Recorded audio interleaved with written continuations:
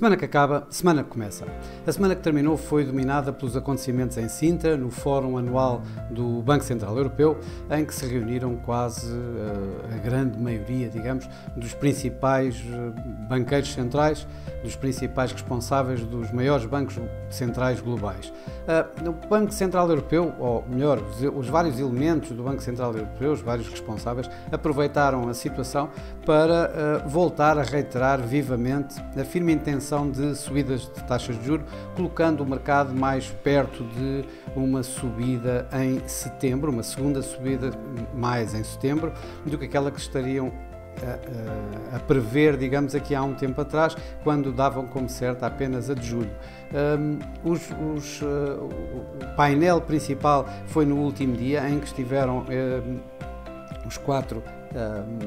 maiores responsáveis dos bancos centrais reunidos no mesmo painel: Andrew Bailey, do Banco de Inglaterra, Kazuo Ueda, do Banco do Japão, Jerome Powell, da Reserva Federal, e Christine Lagarde, do Banco Central Europeu. À exceção de Kazuo Ueda, todos eles reiteraram a firme intenção de continuar em subidas de taxa de juros. Por parte da Christine Lagarde, já tudo de alguma forma tinha sido dito anteriormente, em que em discursos anteriores ela frisou bem que em julho iríamos ter uma nova subida de 25 pontos da taxa de juros, e deixou a porta continuamente aberta para mais subidas, tal como fizeram todos os outros responsáveis do Banco Central Europeu. Já Jerome Powell foi bastante mais agressivo, admitiu a possibilidade de continuar a fazer subidas consecutivas de taxa de juros, coisa que já tinha sido afastada pelo mercado, mandou, digamos, os cortes de taxa de juros definitivamente não para este ano e, portanto, bem lá mais para 2024. E inclusive quando saiu de Sintra e foi para um ou outro evento em Madrid, continuou a sua agressividade, e isso fez com que os mercados acabassem por aceitar de alguma forma essa mensagem, receber melhor essa mensagem, a tal mensagem que não tinha passado tão bem logo na altura da Reserva Federal, da reunião da Reserva Federal, quando os dot plot indicaram exatamente isso, ou seja, mais duas subidas de taxa de juros e sem haver cortes de taxa de juros para este ano. Ainda no campo dos bancos centrais, o Riksbank, do Banco Central da Suécia, também ele subiu taxas de juros, subiu 25 pontos a sua taxa de juros, e ainda deu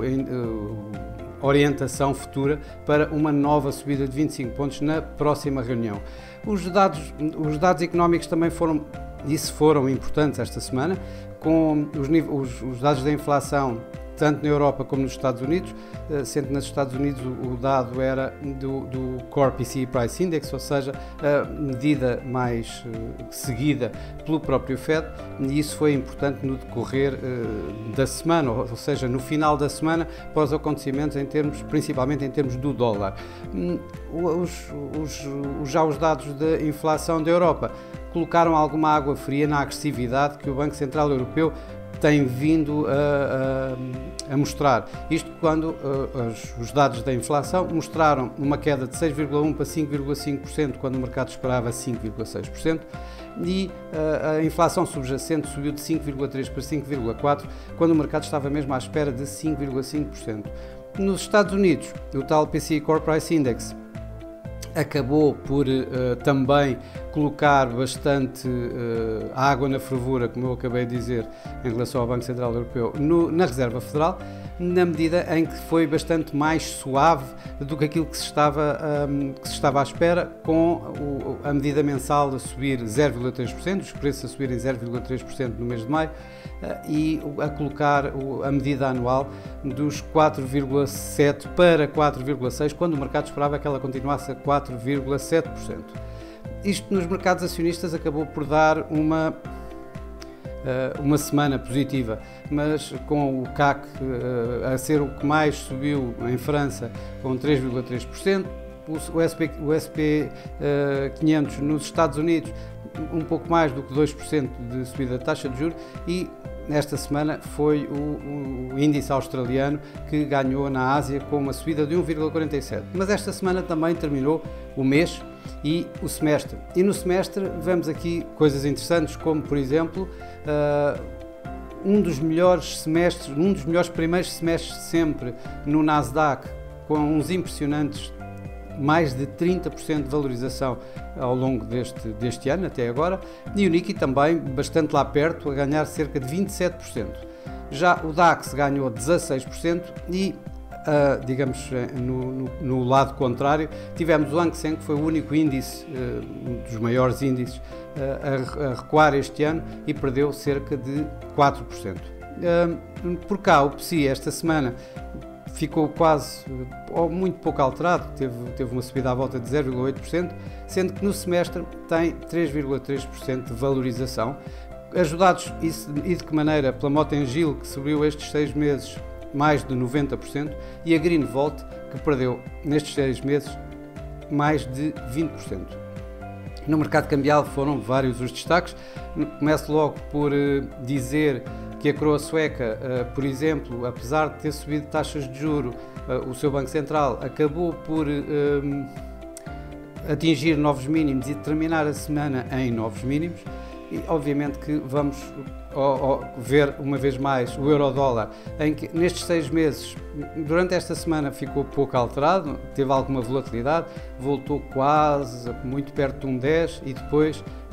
bem abaixo de 1,09 para terminar praticamente inalterado na volta dos 1,09. E nos 6 meses foi também um pouco isso que aconteceu. Ele começou o ano à volta de 1,07 e terminou estes 6 meses à volta de 1,09. Já o Yen tem vindo com perdas relevantes, bastante relevantes, e o Euro-Yen, que começou o ano à volta dos 140 ienes por euro, terminou estes 6 meses à volta dos 158 ienes por euro. Nos mercados das commodities, o ouro ganhou este ano cerca de 5,5% e o petróleo perdeu cerca de 12,5%. E este petróleo aqui estou-me a referir ao Brent, mas no WTI será idêntica à situação. Nesta semana o petróleo ganhou cerca de 1%, conseguiu de alguma forma recuperar um pouco. A semana que vai começar é uma semana que vamos ter principalmente os olhos nos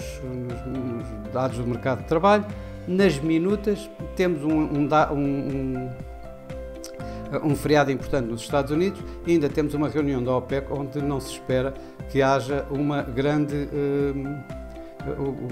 não haja algum dado relevante, mas que estaremos sempre à espera a ver se poderá eventualmente haver novos cortes. O 4 de julho, o dia da independência, é na terça-feira e os mercados vão estar encerrados nos Estados Unidos na terça-feira e na segunda-feira provavelmente também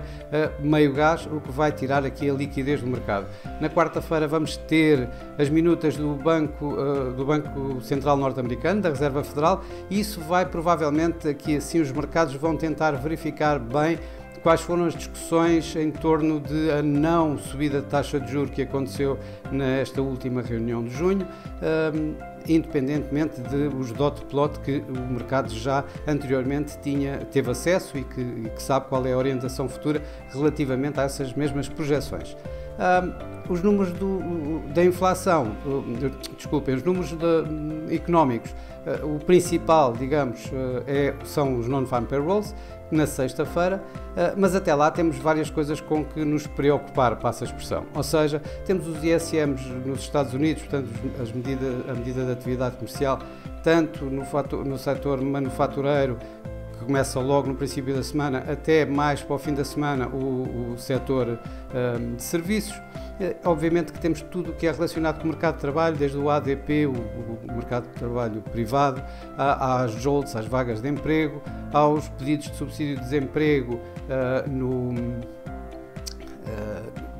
na quinta-feira. Tudo isso contribui para que mais tarde vamos ter os tais non-farm payrolls, que se mostrarem bastante mais fortes, poderão aqui, digamos, voltar a colocar mais pressão sobre o Fed para continuar a subir taxas de juros. Por fim, temos aqui mais um Banco Central, o Reserve Bank of Australia. Foi com ele que começou esta nova onda ou um subciclo, que se queremos chamar, de aumentos de taxas de juros, de aperto monetário, e vamos tê-lo novamente agora aqui nesta semana. O mercado está à espera de que provavelmente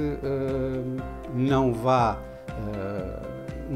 mexer na sua taxa de juros, isto depois dos dados da inflação terem caído abaixo das próprias projeções do próprio Banco Central. Mas logo veremos o que é que nos vai trazer de novo aqui assim o Reserve Bank of Australia. Para já é tudo, uma boa semana, bons negócios e para a semana cá estaremos uma vez mais. Até lá!